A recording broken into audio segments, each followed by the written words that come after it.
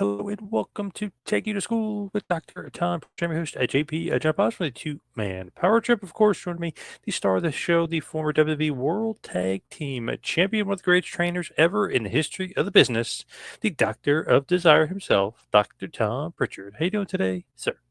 John, I'm doing pretty good, but I'm just wondering how the feed is on your end because it looked like you froze up a little bit in the beginning. Did you freeze up on your end or no? No, I think it's okay. I hope it's okay. Okay, cool. Well, I'm doing good then. How about you? Nice. Not too bad. Can't complain. What's going on in the world of the APWA? Well, we're getting ready to graduate this class in 2 more weeks, and they're out of here, man. So we did promo class tonight, and everybody's excited. Wow, that's it. 2 more weeks. That flew by. That went by really fast. Yeah, sure did.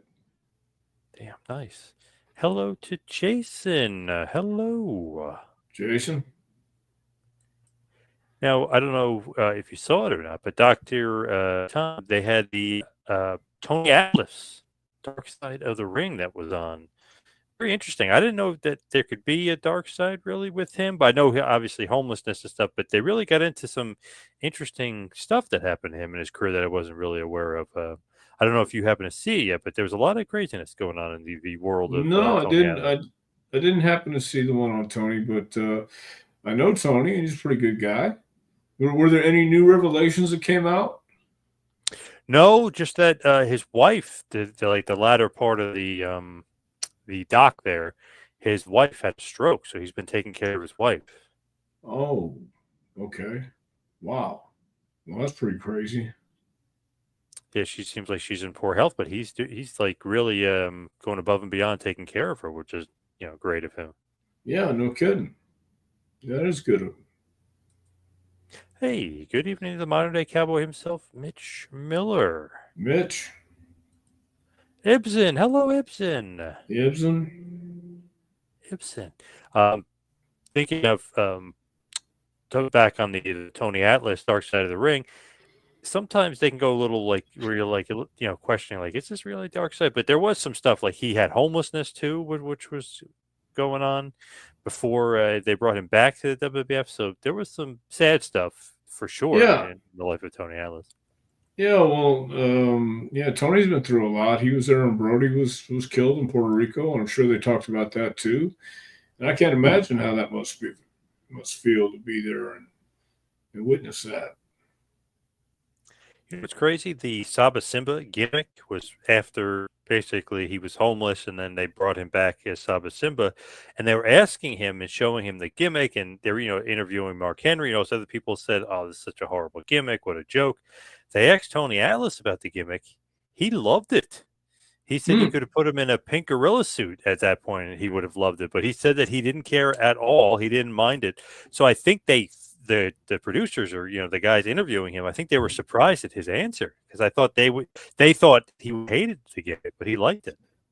Probably, yeah, that probably did shock a few people because you never know what somebody's thinking when they get a gimmick like that. So Tony just made the best of it, obviously. Did you like Saba Simba that gimmick? A little over the top, right? Little over the top for me, yeah, but I didn't have to do it. So Yeah. It's so funny though. Like if you're looking at it, you're like, man, what a weird like creation. It's like so too over the top, like too. I don't know, out of well, touch. I mean, you had your Hulks and your Duke, the dumpsters, and you had all that stuff. I Yeah, guess it's I a don't know bad if that word. was before or after, but I mean, they were going over the top back then. So Vince definitely had some bad ones, some bad gimmicks. yeah, but he has some good ones too. So goes both ways. Dwayne, Tony Atlas' future wife, actually found him sleeping in the streets. Yeah, she was the one that kind of got him out of homelessness. So she took him off the streets. Well, good for her. I'm glad she did because I couldn't imagine what that's like. I just couldn't. ATF says if Handerstone Ronnie Garvin were to punch Tony Atlas in the face, how many weeks do you think the surgery would require to repair that jaw? Tony, I think maybe just 1 week. He wouldn't need more than 1 week. He'd be okay. Yeah, notoriously pretty tough guy. Yeah. Tony Atlas was. Yeah. We were in Gleason's gym one time in, is that Jersey or New York? New York. Okay. So that was in New York with Paul Heyman. Do you remember Roadblock? Oh yeah, big boy. Oh, big boy. And I was working with him at Gleason's gym. Tony was on the card too. Anyway, Roadblock was going to put me over. Well, he decided not to and kept kicking out. So finally I said, to hell with it. That's cool. I'll just walk out and I'll get counted out. I don't really care. And we did. So Paul Heyman got on the mic and it threw the mic down in the beginning of the match. I forgot about, that's part of the story. And so uh, what's the guy's name? I don't know his first name, but Mr. Gleason, not Jackie Gleason, but the owner of the gym, was up there and wanting to kill Paul Lee and had one of his boys, one of his boxers, like going to get Paul. And Tony stood up and grabbed him by the throat, and we all had to. They formed a line for us to get out of the gym in the snow to get Paul and me out of there because I drove with Paul. But Tony was the guy right there, man. Just grabbed his kid by the throat, put him up against the wall, and that kind of spread out everybody. So he's a pretty tough guy. Yeah, nice. I like Yeah. that. I like that story. Nice. Ibsen says, when did you hear about WrestleMania for the first time? In the business, or are you going into the business? Yes, Ibsen, I was in the business. Well, I heard about WrestleMania the first time when it first came out, Ibsen. Before he says, Tony Atlas sounds like he has a stuffy nose when he talks. What do you think about that? Does Tony Atlas have a stuffy nose? Well, that's a pretty stupid question, or a pretty stupid statement, but I don't know if he has a stuffy nose or not. If that's the way he sounds, that's the way he sounds. I think B40 is maybe making a joke there about something. I think, if I'm reading him correctly, I think he might be making a joke about something. Could be wrong. Did Cornette ever speak to you about pay for WrestleMania? Was it even for all wrestlers? You don't have to get numbers out, but how about pay for WrestleMania? How much are these guys getting paid? No, we never spoke about it. No reason to speak about it. It wasn't our business.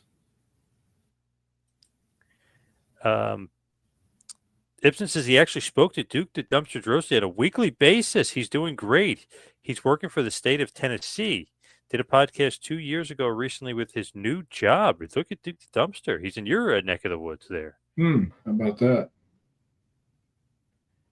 Duke the Dumpster. Yeah. The gimmick not great though, to be honest. You know what I mean? A little too over the top. Not great. What are you talking about? It's worse than a plumber.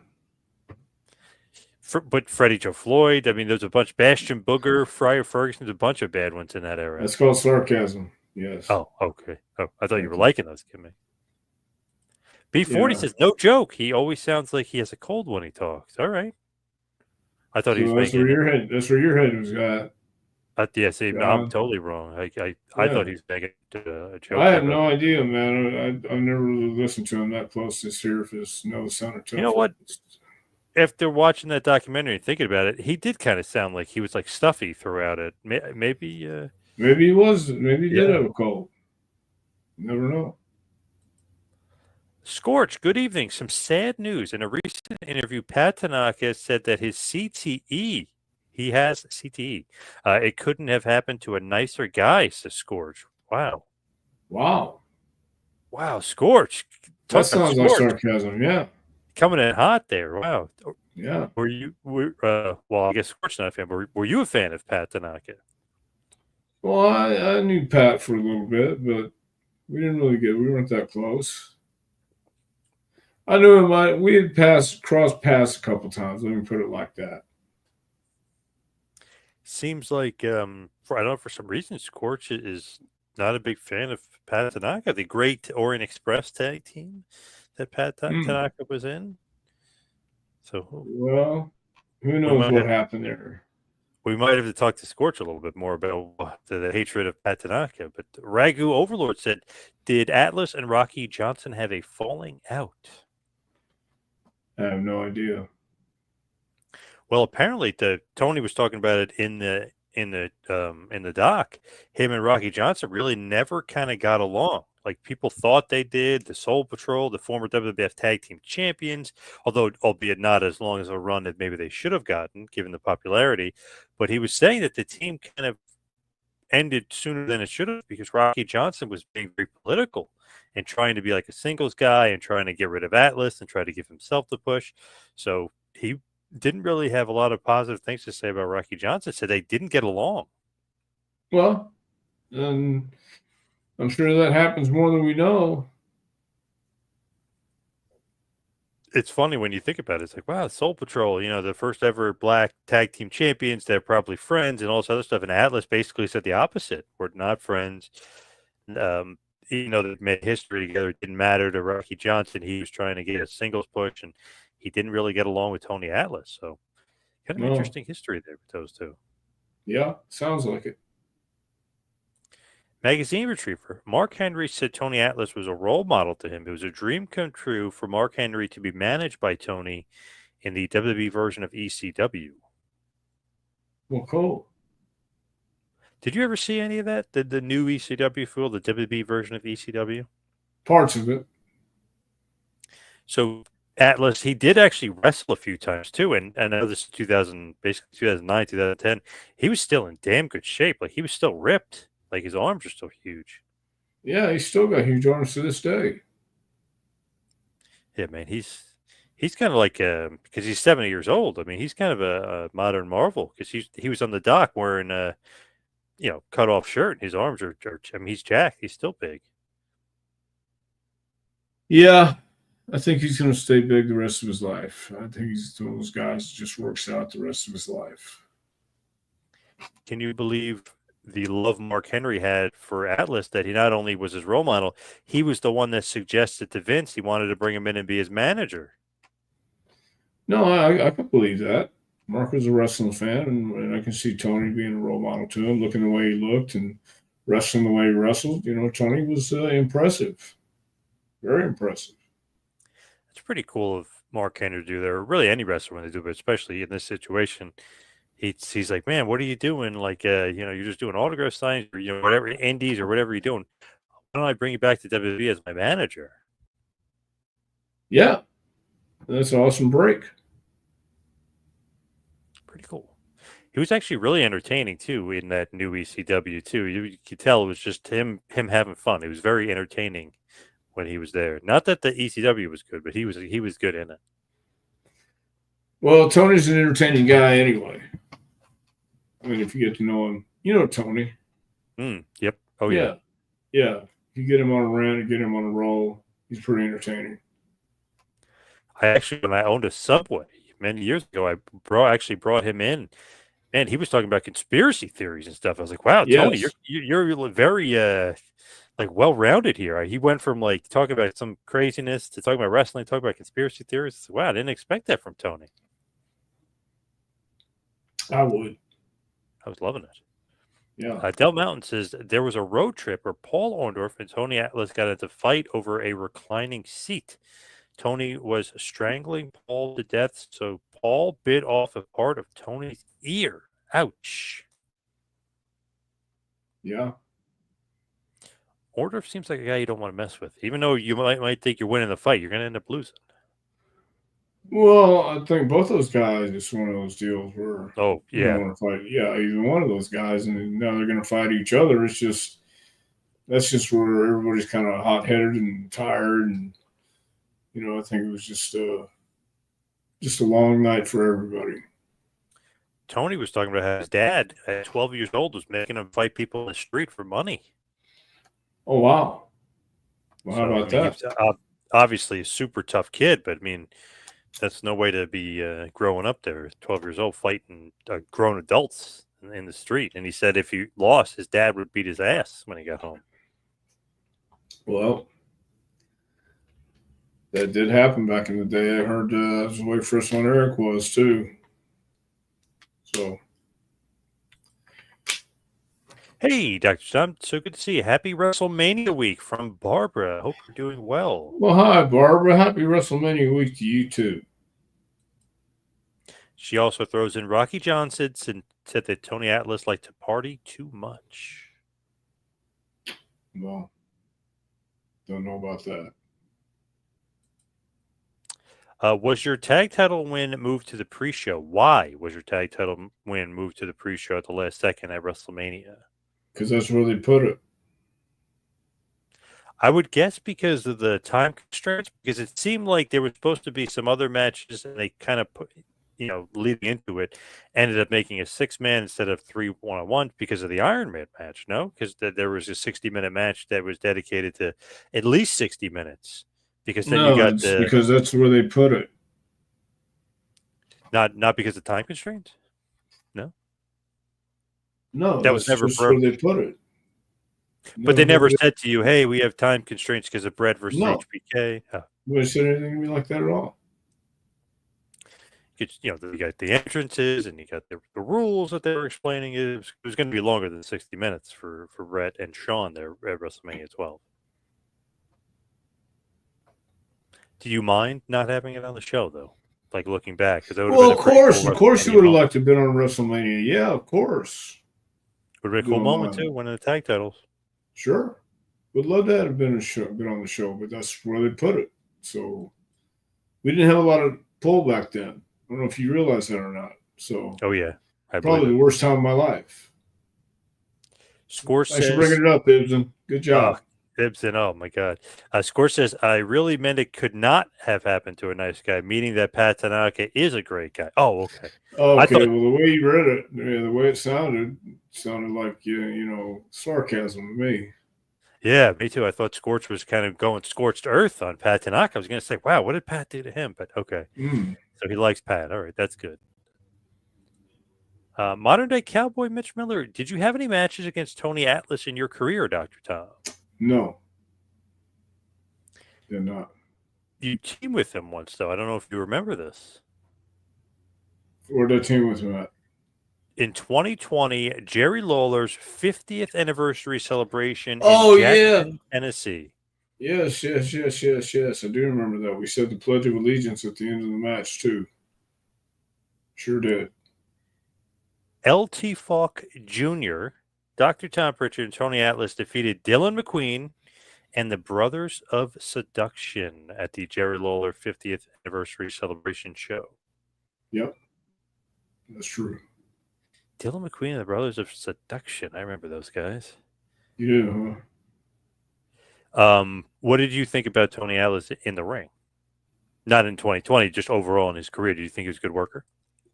Oh, I thought he was a tremendous performer. I don't know that he was going to be the yeah, he's a good worker. Actually, yeah. I'll say that because he got people up. He got people excited. He's a great worker.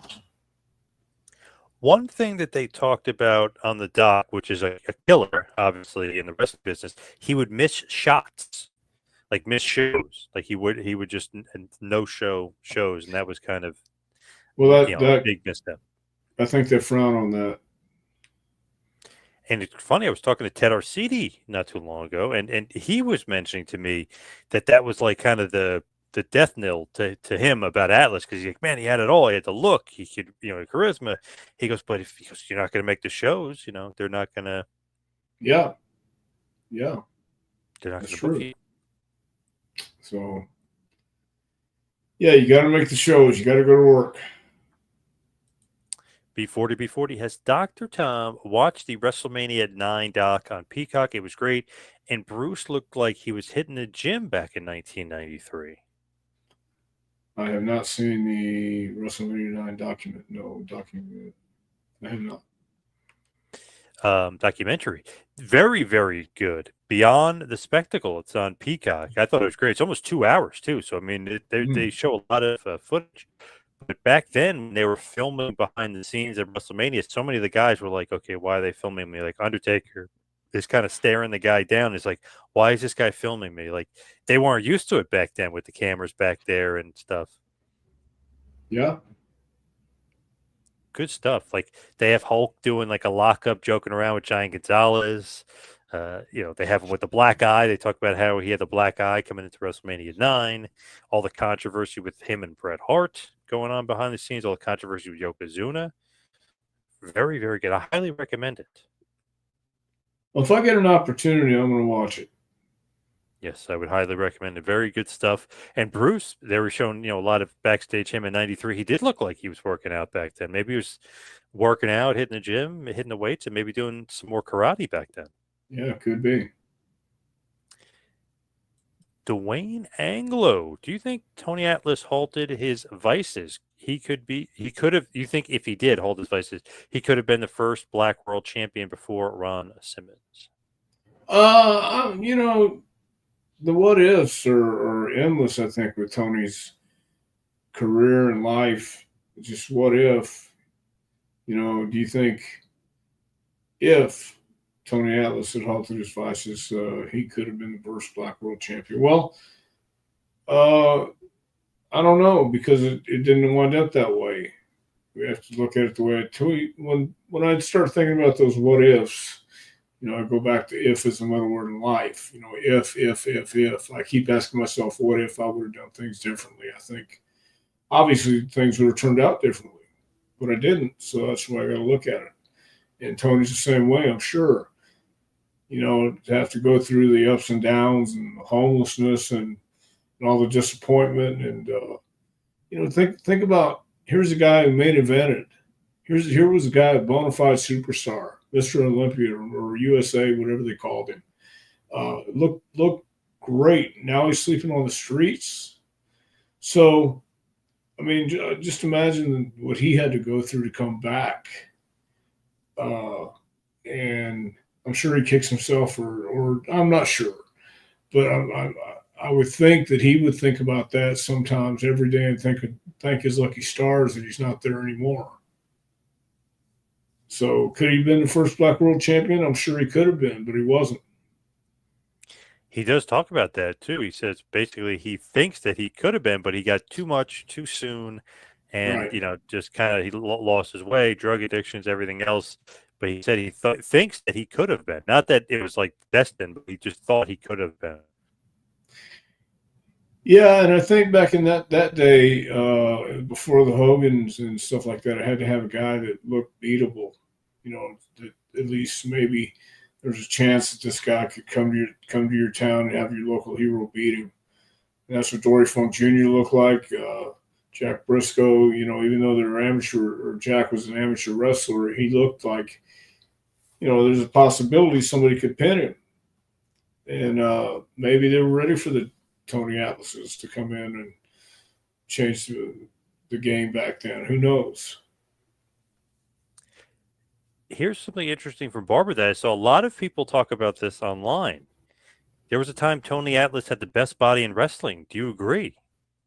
I would agree. Him and Superstar had, I think it was probably a toss up between him and Superstar. Pretty crazy, just like how in shape he was and how jacked he was. And he was, if true, saying, he kind of stayed away from steroids and stuff. So, I mean, it's kind of crazy if you think about it. It's like, man, he was like unbelievably genetically gifted. Definitely great body, everything else. And then to put it together, he could go too. Like he picked up Hogan and lifted Hogan when Hogan was at least 330, picked him up over his head with ease. So it's, as Mark Henry likes to say, show and go. He looked like he looked great, but he got to actually Yeah, go too. yeah, yeah. He could definitely go. So I don't know what that where he got that from, but not a lot of people had it, and he did.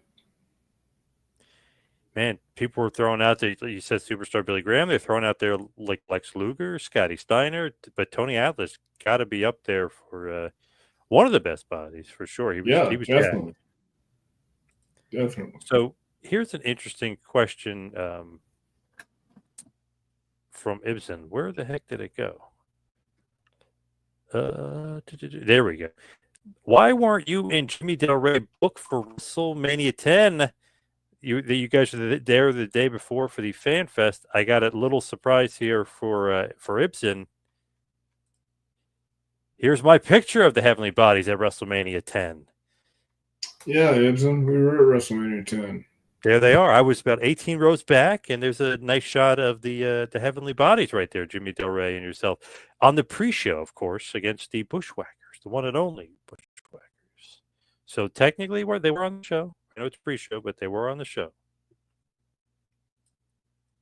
Frank Nordquist, Tony Atlas has told at least 10 different versions of the Bruiser Brody murder in Puerto Rico.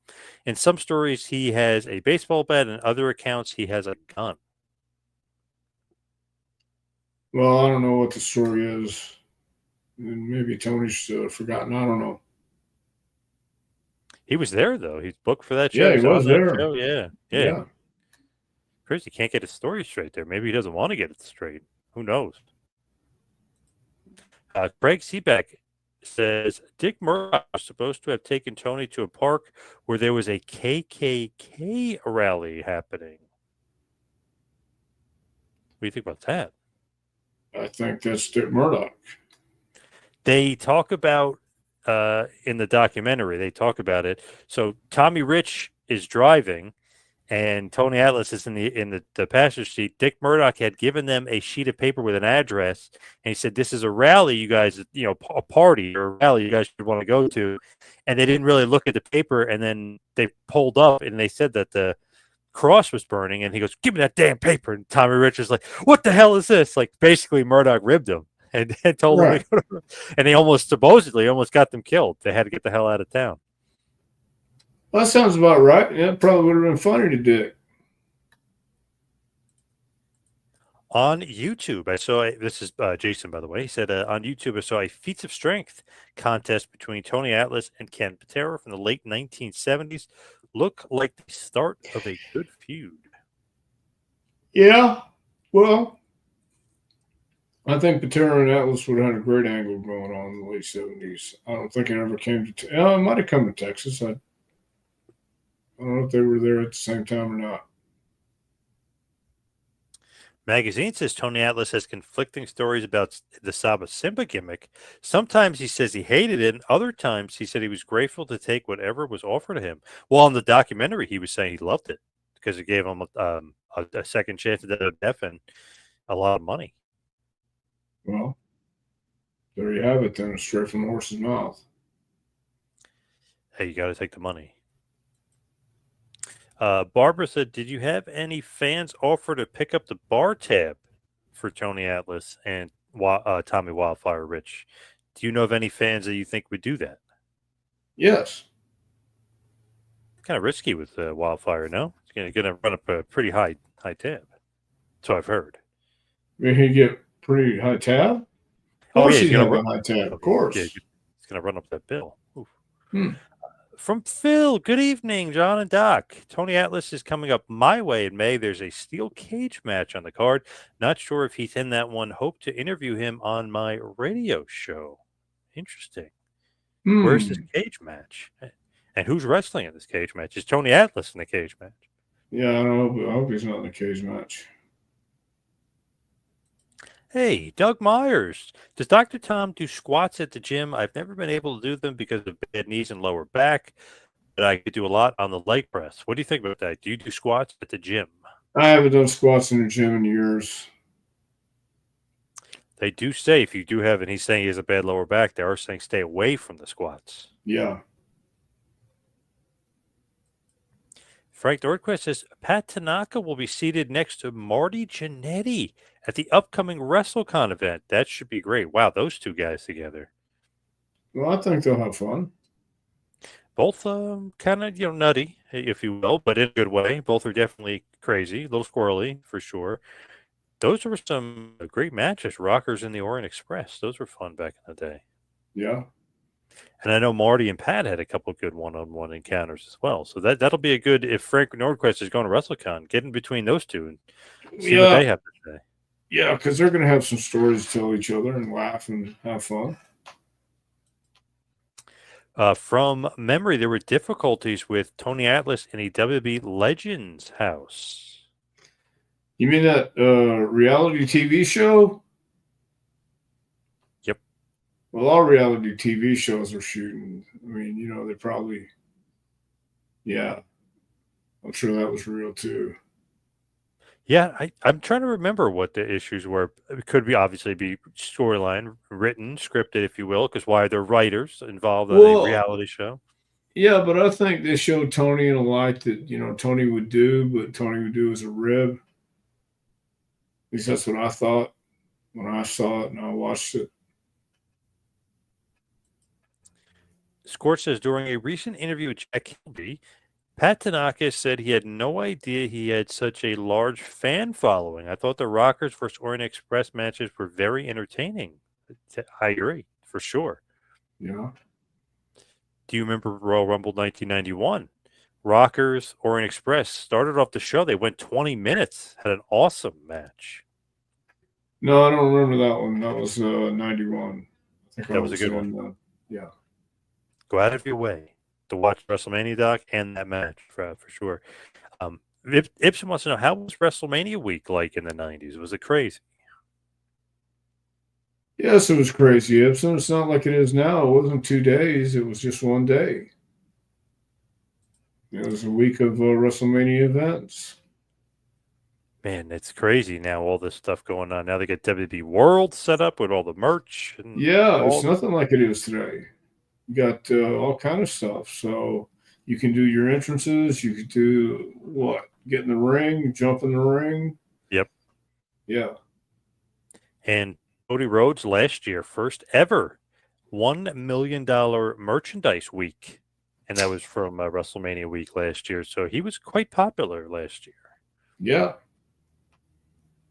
Something tells me, though, if the prices were what they are now when Austin and Hogan were hanging and banging, they could probably do 1 million in a week. They do. Yeah, they'd be okay. They definitely do. Maybe even over 1 million. Who knows? Thumbs up, thumbs down, WrestleMania going to 2 nights. Pros and cons for the 2 nights. What do you think? Well, I think 2 nights is a lot of wrestling. And for people who have to go and park one night, leave, come back the next day, park, or walk, or do whatever they have to do. Those are the cons. Having to go both nights, or if you do go both nights, having to drive somewhere, park,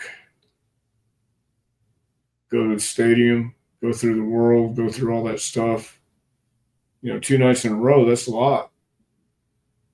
I've talked to people just this past weekend about going to WrestleMania, and they did the 2 nights, and they said they were exhausted afterwards. It was great, but it's a lot of wrestling to take in. I think, though, like for the fan at home, when you're watching, I think it's great because 3.5 hours rather than just sitting there for 7 hours. Remember that one WrestleMania? It was like 8 hours long. I didn't even watch the main event, and I saw the highlights of the next day, and they screwed up the finish. It was like, oh my God, it was just too long. So I like it for sitting at home watching it two nights. Yeah, I like it sitting at home too. So. Yeah, how much money do you have too to be able to go there both nights? Whew.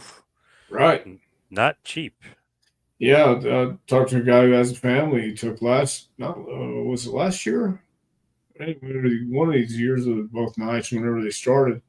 And he said the first night they went, had to park, walk, and had to walk like about 4 or 5 blocks maybe to the stadium. So both nights. Get a nice workout in. Jeez. Yeah. Big Paul Shaw said that's total bullshit. Tony Atlas never varied one word on the Bruiser Brody story. Oh, so Big Paul Shaw is saying something different. Well, Mitch has a good point here. I always thought Saba Simba and Kamala could have been a great tag team. That's not bad. Yeah. Tony Atlas said he tried to drop kick on Andre the Giant. He bounced off him like a volleyball. Pretty vivid there. Did you ever wrestle Andre? I would think no, or maybe you did cross paths with him somewhere. Well, yeah, I have a picture of me on Andre's shoulder in the background here. If you look. But did you ever wrestle him though? No, just in a battle royal. Ibsen wants to know, were you there when Tony Atlas got inducted into the WWE Hall of Fame? Yes. Did you like his speech? Loved it. Loved every word of it. Nice. Brendan, good evening to Brendan. Hello. Jason said Tony Atlas and the Dingo Warrior were a pretty hot tag team briefly in World Class. Well, good deal. Dingo Warrior, obviously your favorite wrestler of all time, the Ultimate Warrior. So, yes. Ibsen, thoughts on Steve Austin and Bret Hart, their match going in the Hall of Fame? What do you think about that? Not just the wrestlers themselves, but the matches are going in. Well, why wouldn't you put it in the Hall of Fame? I mean, the UFC does it, right? Yes. Okay, so makes sense. That's how I feel about it. Did you happen to see the list of the top 50 matches for the WWE WrestleMania that WWE put out there? No. They put Bret and Austin was 2, finished second. The number 1 match they said was Undertaker versus Shawn Michaels, WrestleMania 25. Well, good for them. I don't know if that match would have made my top 10, just because I like more the old school matches more. But that is a pretty awesome match. I mean, there's no doubt. I don't know if I put it at 1, but it's a pretty awesome match. Well, I guess they didn't ask for your opinion, though. No, definitely not. But I love Hogan Rock. I love Hogan Warrior. I love Hogan Andre, Steamboat Warrior, Steamboat Savage. So I have a lot of different. I think if you ask somebody from the 1970s or 1980s, why would you do that? So what wrestling fan are you looking at, or what are you just showing it to everybody to get their opinion on if that match should be number 1 or not? How does that work? Is it legit voting? Who do they ask to vote on that? I have no clue. They just been putting it out on their social media, so I have no idea. It could be just the social media guys doing that. So. Could be the guy to tell you, hey man, make Shawn and Hager number 1. Yeah, yep. I mean, it's arguable. I mean, it's a great match. You can kind of argue it, but it just wouldn't be in my. Probably would be in top 10, but not in my top 1. Definitely not the best, but definitely a great match. Jason, good point here. Tony Atlas made chitlins and stunk up the whole Legends house. Remember that storyline? Of course. Yeah. But I don't think Tony would do that unless the camera was rolling. Yeah. Yep. Ragu said, good point. Reality shows are usually scripted rather than natural. I agree. It is weird, though. If you look at some of the credits, there's writing credits. Why do you need writers? Yeah. Right. Because you got to have a TV show. Ragu also throws out there that WWE attendance is unaffordable now in this day and age. What do you think about that? I think that they're filling the arenas. You see it on TV. They're filling the arenas and they're filling stadiums. It is crazy because MSG, right? Ticket prices when we went last month when we went, ticket price through the roof. You think there was going to have a problem. 20,000 people were there, so it didn't. I don't know. Like TKO knows what they're doing. They know. Hey, strike while the iron's hot. We can get the money. And people are funny. They're complaining about WrestleMania. The ticket prices are too high. They sold 104,000 tickets for 2 nights. Both nights are almost sold out. And they're saying the average ticket price is almost $800. Yeah. So that would mean $80 million for the weekend for 2 nights. I mean, like they might know what they're doing financially, even though unaffordable to some fans, for sure. It definitely is. Well, sure, to some people it is unaffordable, but it was unaffordable before too, and it's doing great business, and who can argue with success? You know what's crazy? On the WrestleMania 9 doc, Basil DeVito was talking about Vince and the decree that he had always had to have a $25 ticket, back in the early 90s. Imagine that today. They would never have a $25 ticket for a WWE show. Oof, Right. Crazy. Would be awesome, Right. but they would never have it. Yeah, so minimum ticket's $800, you said? That's what they're saying the average ticket price is. Yeah, so like basically there's a $20,000 ticket, and I think the worst ticket to get is $300, something like that. So they're saying most average is almost $800. Like, holy Wait a crap. minute. Where is the $20,000 ticket located? Up front row. Front row is $20,000? or 15,000. Yeah, it's insane. I can't even imagine who would have. That's like Super Bowl pricing there for those tickets. I mean, that's nuts. Yeah, that is nuts, but they're getting it. Yeah, they're getting that money. Craig wants to know who is on your Mount Rushmore of jobbers. His is Iron Mike Sharp, George South, the Mulkeys, and the Brooklyn Brawler. That works for me. I mean, I love the Mulkeys. They're the best, but I might take them out, and I may have to put in Barry Horowitz. Okay, I'll put in Barry too. All right, nice, nice. Cool. Alex says, what was the process that went into Vince making the rings more bump friendly in the late 90s? The process became when you had guys like the Hardys and other high flyers who the style was changing and we're getting lighter guys. And before the rings were reinforced with the big springs in the middle that don't make it any bouncier at all, make it more sturdy. So you had guys like Andre and Hogan and Warrior, and it was much bigger guys, and the style was different. Now the style was changing, and I was taking all the bumps in the studio, and they're really stiff rings, and we got to talking, and they had somebody down south make the rings, and that's what happened. The rings were just becoming outdated, and they were way too hard for what the style was.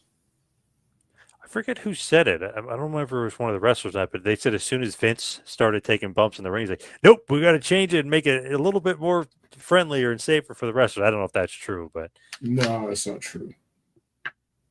Ragu says the fact that Kamala is shuffled off into the legacy wing of the Hall of Fame is a joke. So he wants Kamala getting his own induction, not the legacy wing induction. Well, I agree. Should. Ibsen says Randy Macho Man Savage and Ricky Steamboat #1 WrestleMania match of all time, according to Jesse the Body Ventura. Can't argue with the body. Why would you? Frank Nordquist throwing this back out there. I have watched at least 10 different YouTube videos where Tony Atlas changed his story on the murder of Bruiser Brody. Wow. Okay, so he's backing it up. I don't know. Barbara says, do they have suites for WrestleMania? Oh, yes. And they're very expensive. And some of them even have wrestlers in the suites, like Hulk suite, $6,000. I think Nash or one of them has a suite. That's like $5,000. So they have wrestlers that visit the suites too, depending on where it is. Yeah. And then, they have the regular suites too, but they have like the really highfalutin ones. Crazy. Sounds like a lot of fun.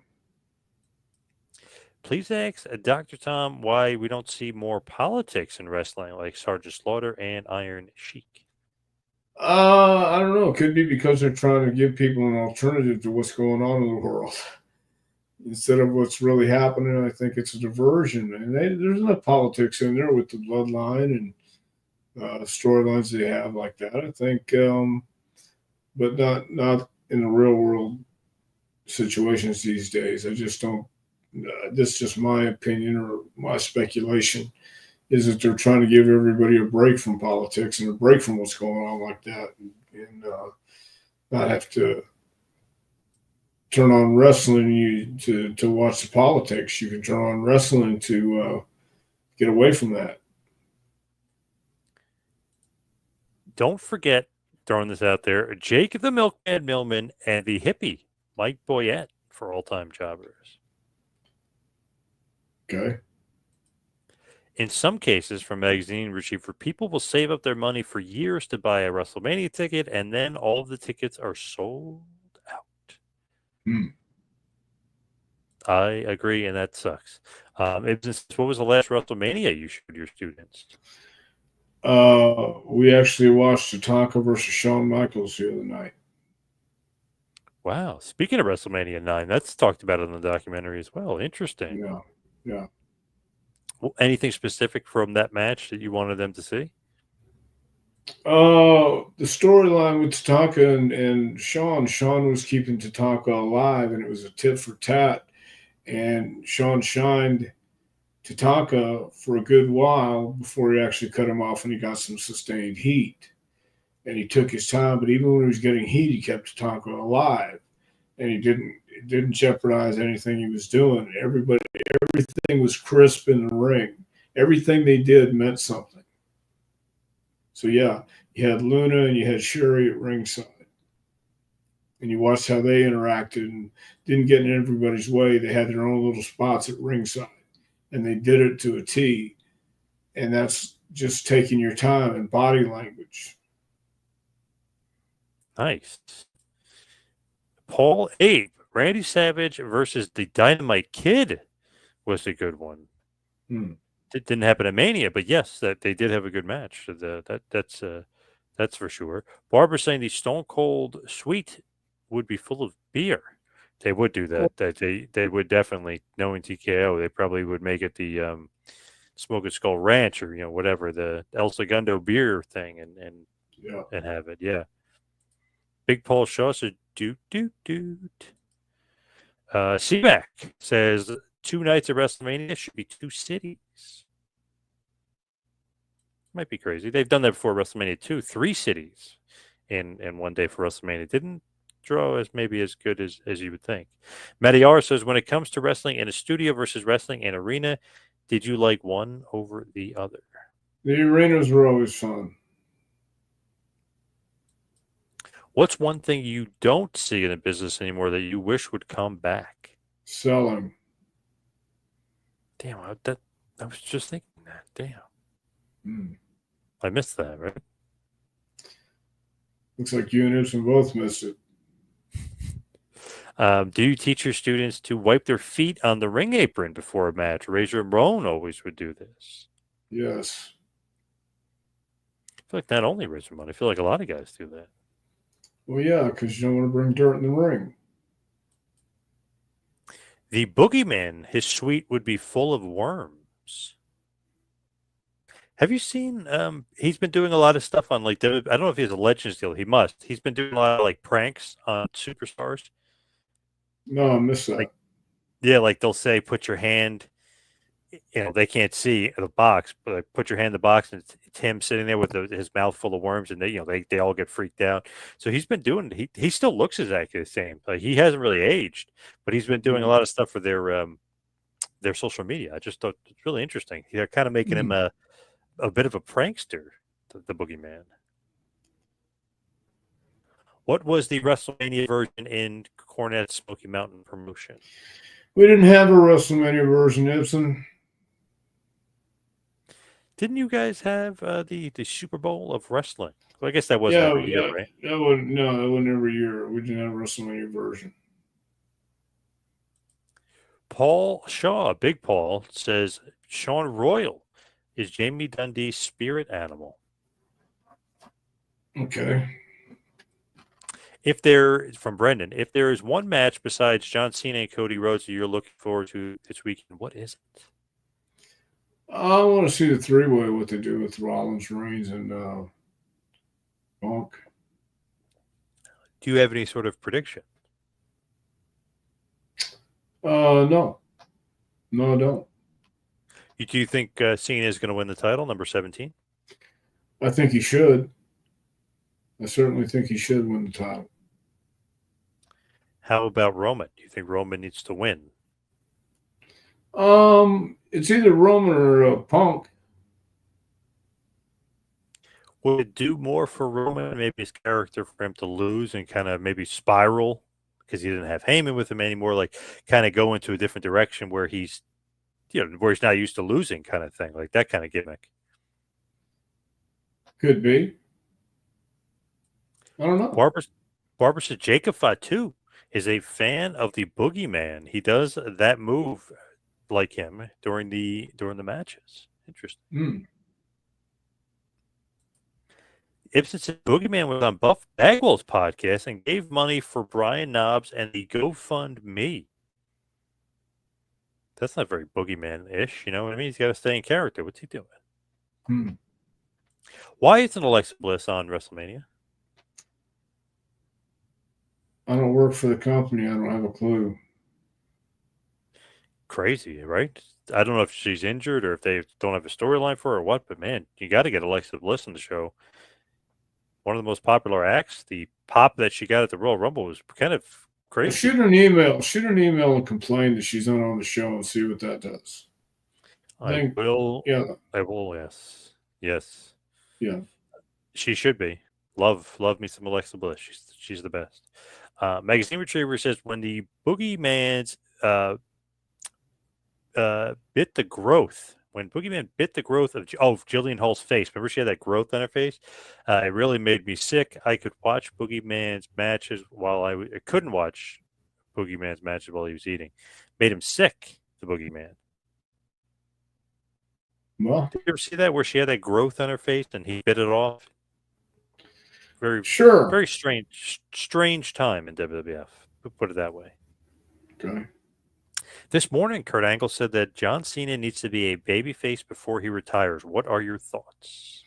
No, he needs to be a heel before he retires. Oh, all right. Let's wrap this bad boy up, Dr. Tom. You can follow me on Twitter and Instagram at Two-Man Power Trip. You follow Dr. Tom at Dr. Tom Prichard. Where can everybody find you and that book of yours? All right. You can find me at jpwrestlingacademy.com.